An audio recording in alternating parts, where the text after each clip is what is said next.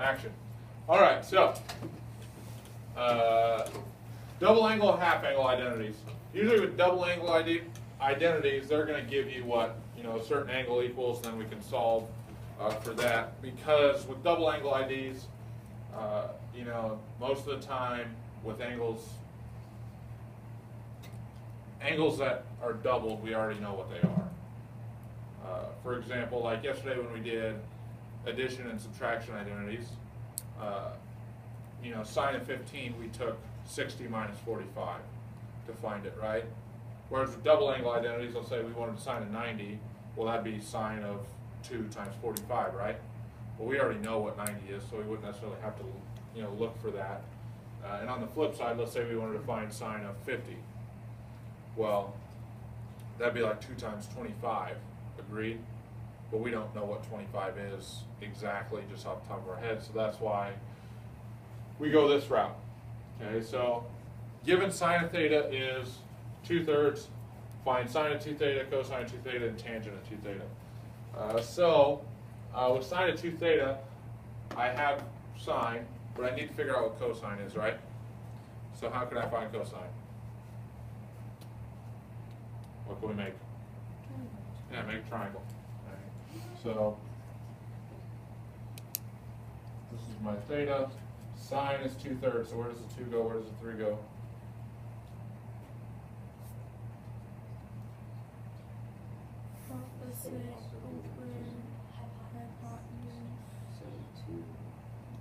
So 2 and 3, right? So what's this side going to be? 3 squared minus 2 squared is what?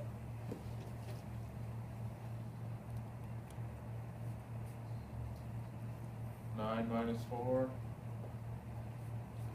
is 5. Euler. All right, so sine of 2 theta is going to equal 2 sine theta cosine theta, or 2. What is sine of theta?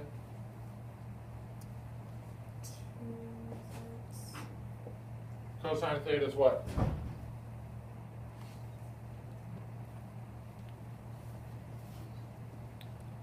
Square root of 5 over 3. Square root of 5 over 3. So I multiply this out. What am I going to get? 2 times 2 times square root of 5 is going to be 4 square root of 5 all over 9. Alright, so whatever twice this angle is, sine of twice this angle is going to equal 4 square root of 5 over 9. Alright, so cosine of 2 theta.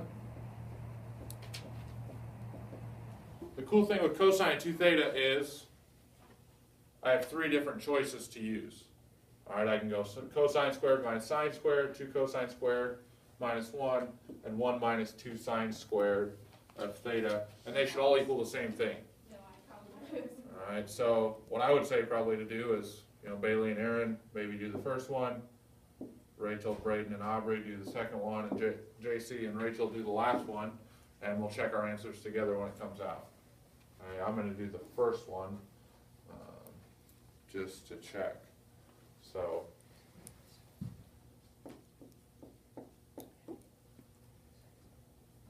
does that make sense what you guys are doing?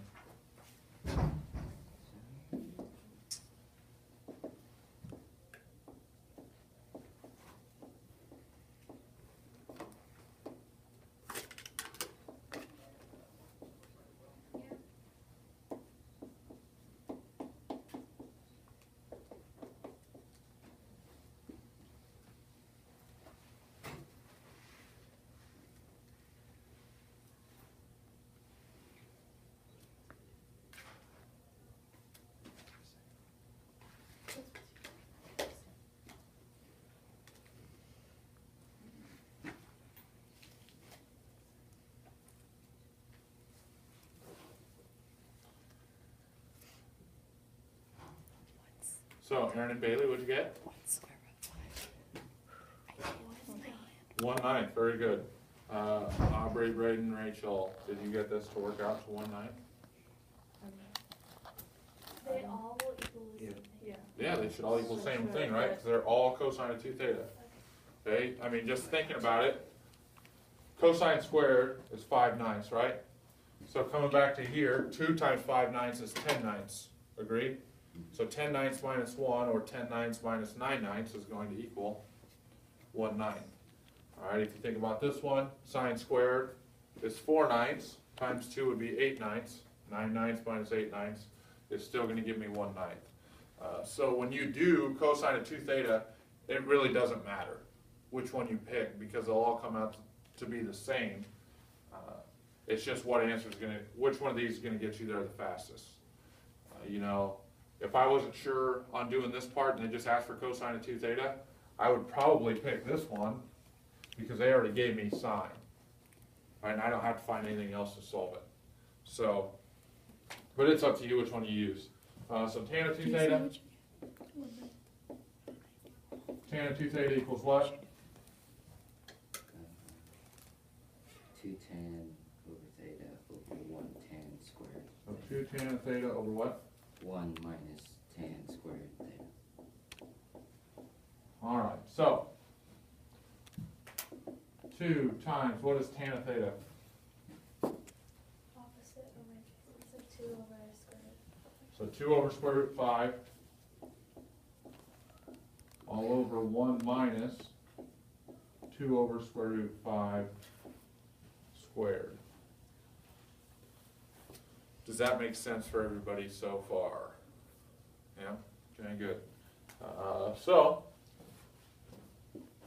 With this, I could, rationalize that top denominator, but I'm going to leave it for a little bit. Over 1 minus 4/5, right?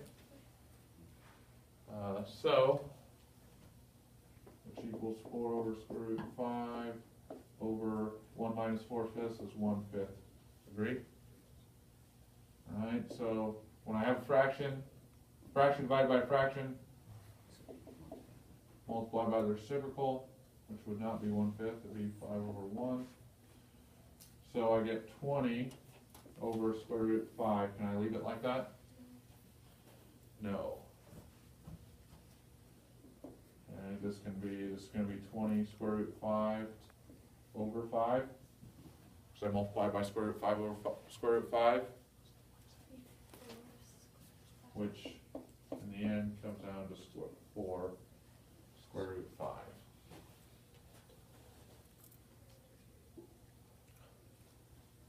All right, the cool thing with this, the reason we kind of do sine, cosine, and tan all together of that same angle is if we made a triangle for sine of 2 theta, so with all our work here, this is now 2 times theta. Well, sine is 4 square root 5 over 9, right?